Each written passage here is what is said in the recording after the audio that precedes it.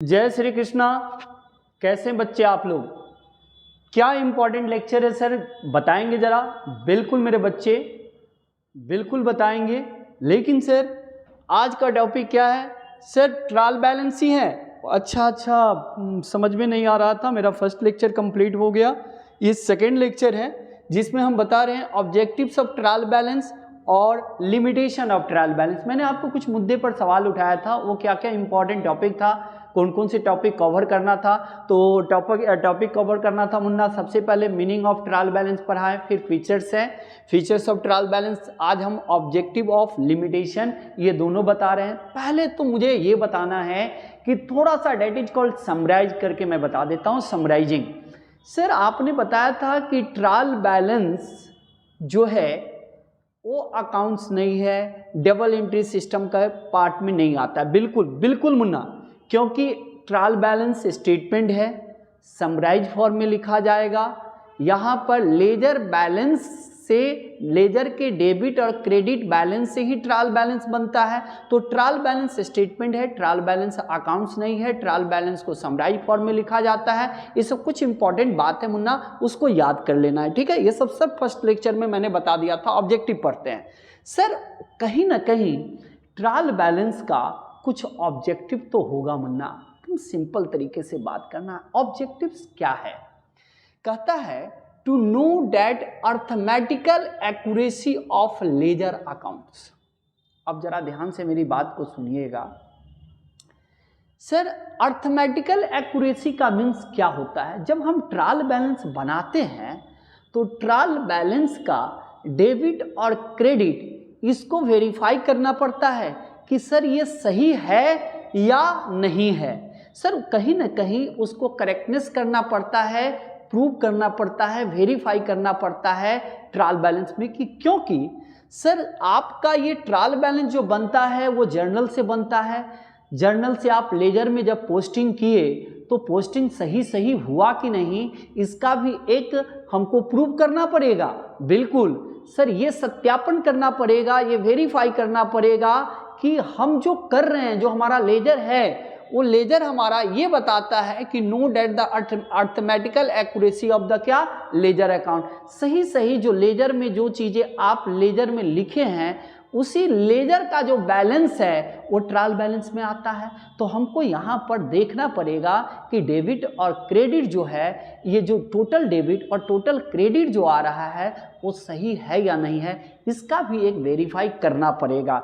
हाँ बिल्कुल, जो हम एक आइटम हेड ऑफ अकाउंट्स लिखे हैं, उसका बैलेंस लिखे हैं, इसका सत्यापन होना बहुत जरूरी है कि ये सही है या नहीं है। चलिए, it contain all the accounts in summarise form. बिल्कुल सर, कहा जाता है कि हमारा ट्रायल बैलेंस समराइज फॉर्म में लिखा जाता है। बिल्कुल सर, हम ट्रायल बैलेंस को क्या करते हैं, समराइज फॉर्म में लिखा जाता है। इसीलिए सर ये कोई अकाउंट्स नहीं है और ये सिर्फ बैलेंस है लेजर अकाउंट्स का। लेजर का बैलेंस है, डेबिट एंड क्रेडिट का बैलेंस लिखा जाता है, वो भी बैलेंस समराइज फॉर्म में लिखा जाता है। जर्नल में किसी भी चीज़ का रिकॉर्डिंग होता है, जर्नल से फिर हम लेजर में पोस्टिंग करते हैं और फिर उसके बाद ट्रायल बैलेंस में आते हैं मुन्ना, इसको प्रॉपर समझना है। आइए, तो कोई भी पूछे कि सर ऑब्जेक्टिव क्या है तो क्या बताइएगा? Sir know that arithmetical accuracy of ledger accounts.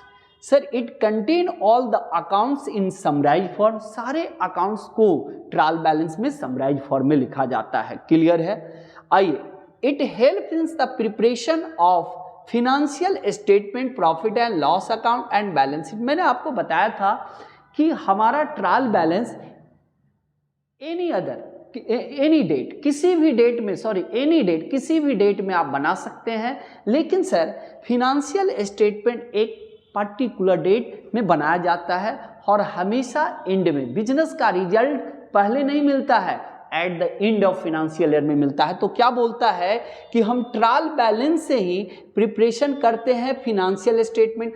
अब सर ये फिनेंशियल स्टेटमेंट क्या होता है? सर फिनेंशियल स्टेटमेंट में प्रॉफिट एंड लॉस अकाउंट होता है, बैलेंस शीट होता है और बहुत सारे डिटेल्स होते हैं जो हम पढ़ेंगे। लेकिन हमको अभी 11th वाले बच्चे इतना ज़रूर पढ़ना है कि सर हम लोग ट्रायल बैलेंस से ही फाइनल अकाउंट्स फिनेंशियल स्टेटमेंट बनाते हैं। किसी भी बिजनेस का फिनेंशियल स्टेटमेंट ये बताता है कि तुम्हारा बिजनेस कहाँ है, तुम्हारा प्रॉफिट का क्या पोजीशन है, तुम्हारा इनकम क्या है, तुम्हारा एसेट्स क्या है, तुम्हारा लायबिलिटीज क्या है, इसका पोजीशन बताता है हमारा कौन sir, final accounts financial statement बताता है, याद रखेंगे। क्लियर है sir. In case of trial balance does not agree it so that there are certain errors. अच्छा सर, ये बहुत इंपॉर्टेंट बताए हैं कि कुछ एरर्स के कारण, एक सर्टेन एरर्स के कारण हमारा trial balance does not agree कर जाता है, मतलब एग्री नहीं होता। लेकिन कभी कभी ट्रायल बैलेंस गलत भी मैच कर जाए तो आपको इसका, इसीलिए हम पढ़ते हैं know that the arithmetical accuracy, इसको सत्यापन, इसको वेरीफाई करना पड़ेगा कि हम जो एक एक चीज को जर्नल से जब लेजर तक आए हैं और ट्रायल बैलेंस में जो लिखे हैं वो टोटल अर्थमेटिकल एक्यूरेसी है या नहीं है, इसका वेरीफाई करना बहुत जरूरी है। नहीं तो फाइनल अकाउंट्स भी गलती होगा, ट्रेडिंग पीएल बैलेंस, ये सारी चीज गलत हो जाएगा, ध्यान रखिएगा। क्योंकि फाइनल अकाउंट्स हमेशा किसके बेस पर तैयार होता है सर, ट्रायल बैलेंस के बेस पर। आइए अब मैं आपको कुछ चीजें बताता हूं किस किस कारण से ट्रायल बैलेंस हमारा मैच नहीं करता है, एरर्स हो जाता है, गलती रिफ्लेक्ट करता है। अब इस चीज को समझते हैं तो आप रेक्टिफिकेशन ऑफ एरर मेरा जो वीडियो है उसको डिटेल्स में पढ़िएगा, सारी चीजें आपको वहां पर मिल जाएगा कि, लेकिन मैं यहां पर समराइज में ही समझाऊंगा क्योंकि ये सब चीजें मैं बता चुका हूं। सर किस किस कारण से हमारा ट्रायल बैलेंस में लिमिटेशन पाया जाता है, डिसएडवांटेज है, क्या डिमेरिट है? सर पहला डिमेरिट है एरर्स ऑफ ओमिशंस।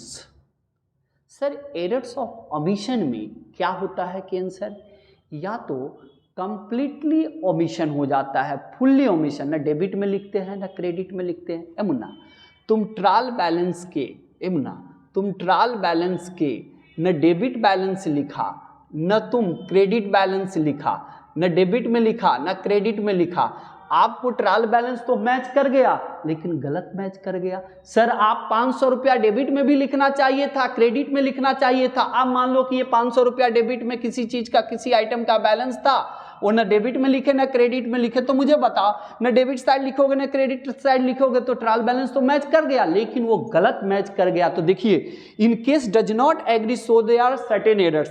तो एक तो हो गया कंप्लीटली ओमिशन और दूसरा हो जाता है पार्शियली ओमिशन। पार्शियली ओमिशन में क्या होता है सर, ये तो रिकॉर्ड ही नहीं किया जाता है। कंप्लीट ओमिशन में टोटली छूट गया, ना डेबिट में लिखे ना क्रेडिट में, हमने ट्रांजेक्शन किया, ट्रांजेक्शन को रिकॉर्ड ही नहीं किया।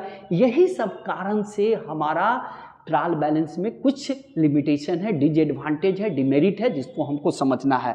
पार्शियली ओमिशन में क्या होता है सर, हमने जर्नल में तो रिकॉर्ड किया लेकिन सर हमने जब पोस्टिंग किया तो करेक्ट पोस्टिंग नहीं कर पाए, लेजर में सही पोस्टिंग नहीं हुआ पाए। देखो मुन्ना, इस चीज के कारण भी पार्शियली ओमिशन में क्या है सर, एक को आपने रिकॉर्ड किया, दूसरा आपका छूट गया। मतलब सर आपने जर्नल में रिकॉर्ड किया, लेजर में पोस्टिंग किए तो आपका क्या हो गया, करेक्ट साइड नहीं आया। इसका मीन्स है कि पार्शियली ओमिशन में आपको समझना पड़ेगा सर, एक साइड अगर डेबिट किए तो क्रेडिट छूट गया, क्रेडिट किए तो डेबिट छूट गया। क्लियर है? चलिए, तो इसके कारण भी हमारा ट्रायल बैलेंस का कुछ सर्टेन एरर्स के कारण ट्रायल बैलेंस मैच नहीं करता है।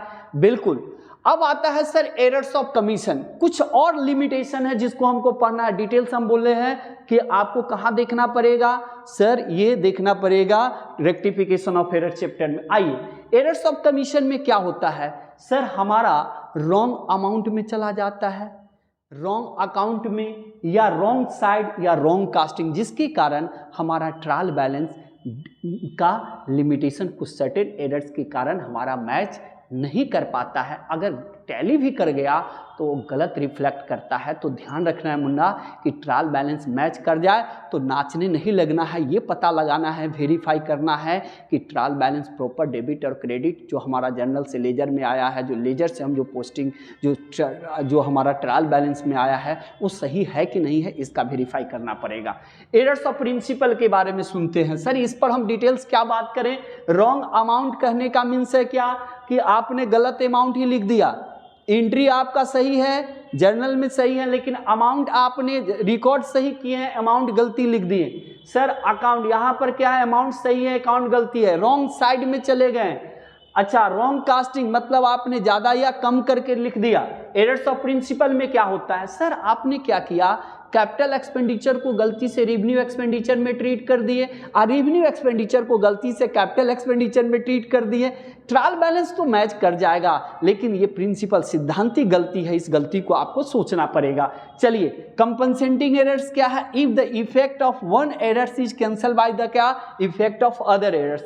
मतलब सर एक गलती को आप छुपाते हैं, फिर दूसरी गलती आपको क्या होता है, मतलब ये कहना है कि हम एक गलती को हाइड करते हैं तो फिर दूसरी गलती हमसे हो जाता है। मतलब कहीं ना कहीं हम अगर गलती को, यहाँ पर दो तरह के गलती है सर, या तो हमारा गलती कोई ऐसा है जो छुपा रहा है, हाइड कर रहा है। हाँ सर, ये बात समझ में, if the effect of one errors is cancel by effect of other error. अगर एक एरर्स को कैंसिल करते हैं तो दूसरा एरर्स क्या हो जाता है, इफेक्ट हो जाता है। याद रखेंगे, एग्जाम्पल हम बाद में बात करेंगे क्योंकि इस सारी चीज़ पर हम वीडियो बना चुके हैं। तो अगर आपसे कोई ट्रायल बैलेंस पूछिए तो क्या बताइएगा सर, ट्रायल बैलेंस सर एक अकाउंट, सबसे पहले ट्रायल बैलेंस स्टेटमेंट है, अकाउंट्स नहीं है, ये डबल एंट्री सिस्टम के पार्ट के अंदर नहीं आता है सर। इसमें आप डेबिट और क्रेडिट बैलेंस लिखते हैं लेजर बैलेंस का। क्लियर है? चलिए, ऑब्जेक्टिव क्या पढ़ें sir, know that arithmetical accuracy of the ledger account. Sir it contain all the accounts, किस फॉर्म में रहेगा, समराइज फॉर्म में। It help the preparation of the financial statement. Sir यही हेल्प से, ट्रायल बैलेंस की help से हम profit and loss balance sheet बनाते हैं। In the case of trial balance does not agree so that certain error. Sir हमारा trial balance कभी कभी एग्री नहीं होता है, उसका कोई सर्टेन एरर्स है जो लिमिटेशन, जिस डिसएडवांटेज के कारण हमारा ट्रायल बैलेंस कुछ सर्टेन एरर के कारण डज नॉट एग्री होता है, जिसमें डेबिट और क्रेडिट था। आपको ये सारी गलती को हम लोग वेरीफाई करना पड़ेगा कि गलती एक्चुअली कहाँ है। तो थैंक यू वेरी मच, मिलते हैं नेक्स्ट क्लास में।